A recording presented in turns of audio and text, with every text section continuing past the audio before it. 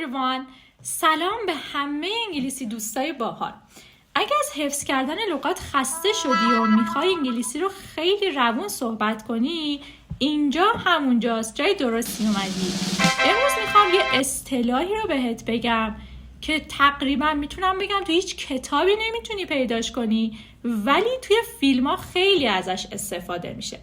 شده که یه جایی یه پیشنهاد خیلی خفن و خوب بهت بدن، اما تو بهش مشکوک بشی و بگی گیرش کجاست؟ یه چیزی مشکوکه. دقیقاً همینجاست که باید بگی What's the catch؟